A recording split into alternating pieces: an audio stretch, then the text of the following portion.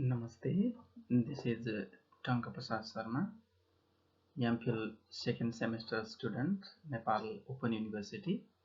Today in this presentation video, we will be dealing with an essay, Translation Studies, The Emergence of a Discipline by Snell-Hornby. Let's begin with this.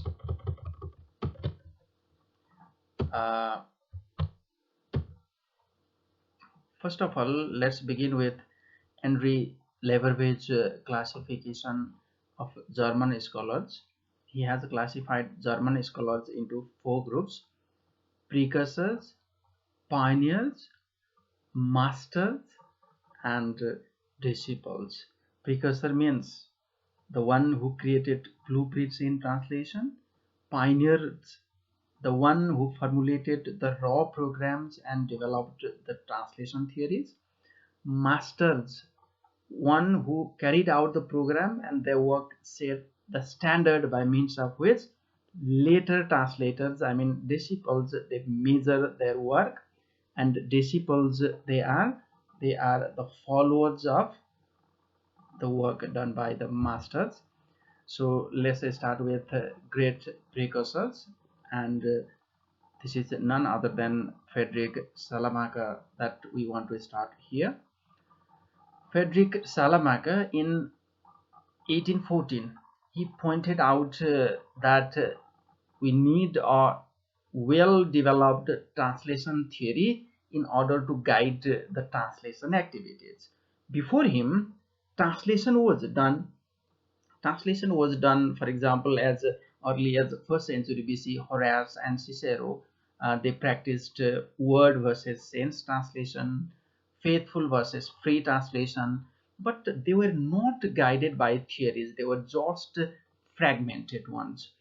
In his lecture entitled On the Different Methods of Translation, Salamaker in 1813 discussed about two types of translation: genuine translation and mere interpreting.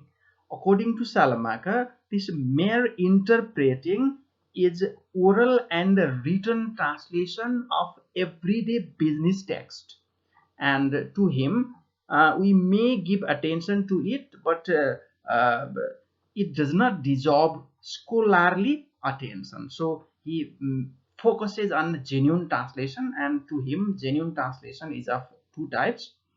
One is of paraphrasing and another is of imitation. Paraphrasing is the translation of scholarly and scientific text, and imitation is the translation of literary text. So he made the distinction between translating literature and translating scientific language.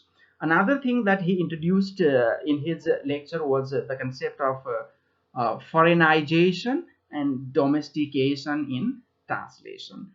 Foreignization is the strategy of retaining the information from the source text. For example, if we are translating Romeo and Juliet, so we keep the names Romeo and Juliet. We won't translate that into, let's say, Muna Madan while translating in Nepali. In domestication, we employ the strategy of making text closely conform the culture of target language. It means if we are translating Romeo and Juliet in Nepali, then we will change that into Muna and Madan rather than Romeo and Juliet in order to fit into the target language culture. So for Salamaker, foreignization is better than domestication. Elaborating on Goethe, he stressed the relationship between author, reader, and translator in the work of translation. So these three, they must come together in the work of translation according to Salamaker.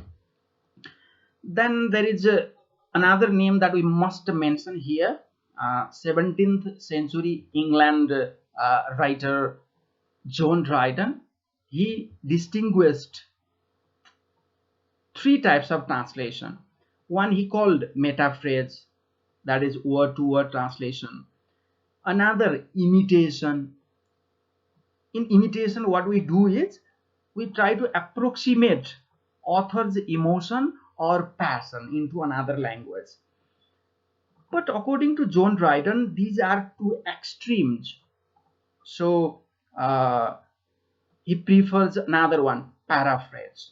In paraphrase, sense is translated without being enslaved by the word. So he is in favor of sense for sense translation, avoiding word for word translation, and imitation as extremes. To be continued, in 1798 in Germany, poet Novalis, he described three types of translation: grammatical, transforming, and mythical. According to him, grammatical translation is translation of translating in very ordinary sense. Transforming, that is translation which requires high poetic spirit.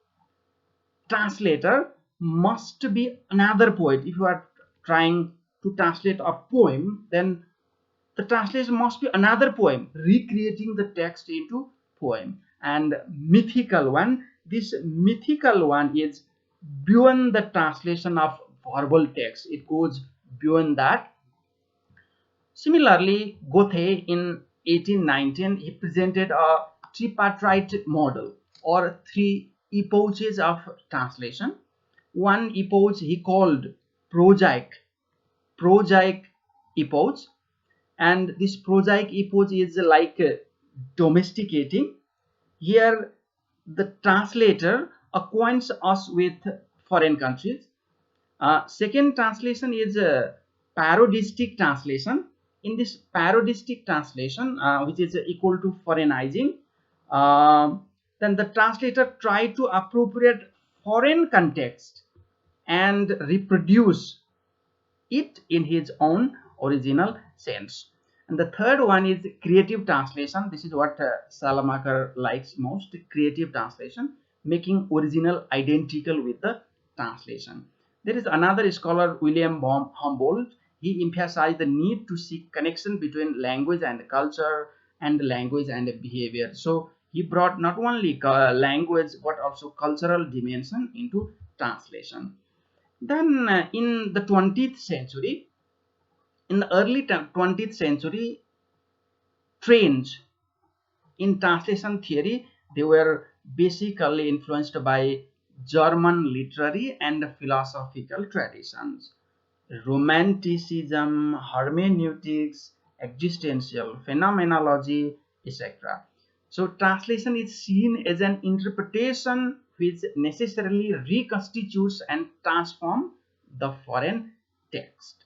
In this connection, we must remember Prague School, that was formed in Czechoslovakia and its capital Prague in mid 1920s, with intellectuals from many European countries, for example, England, Germany, Czech Republic, Russia. They contributed in the field of translation as well. And the most important here is Roman Jakobson. Roman Jakobson addressed the nature of poetic language and the problems of verse translation.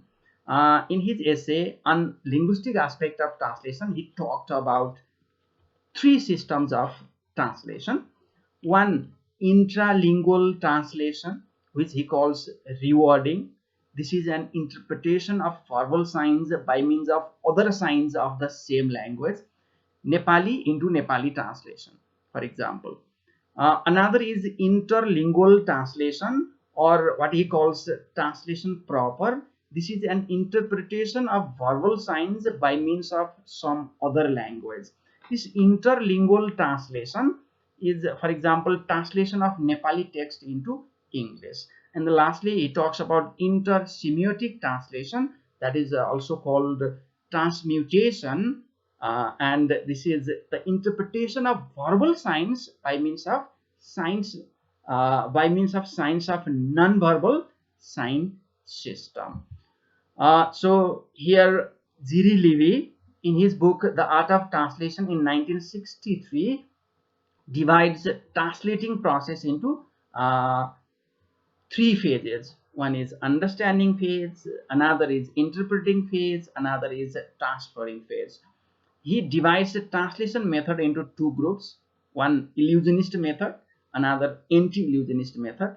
In illusionist method, the translator can hide behind the original and create the illusion that his translation is the original text. In anti-illusionist method, the translator can refrain from imitating the source text and make it quite clear that his text is a translation.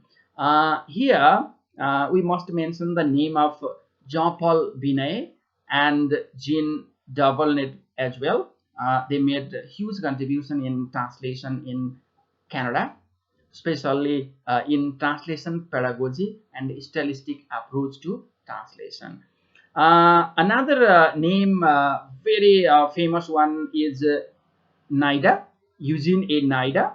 He wrote a book, Toward a Science of Translation, in 1964.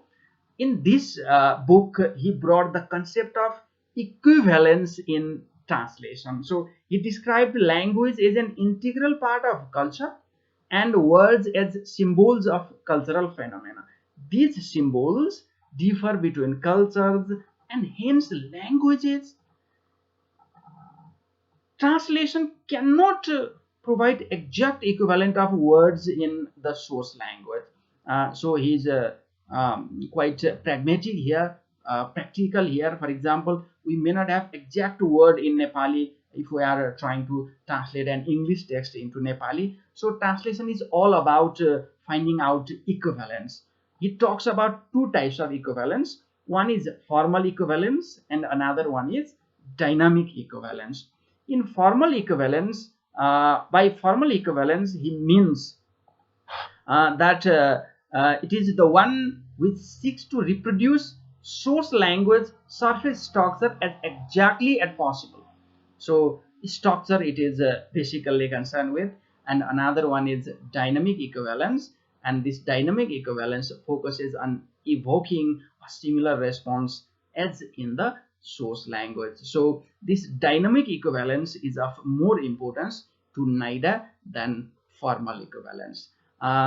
Thank you very much, this much in this video, and we will do the rest of the part in another video. Thank you.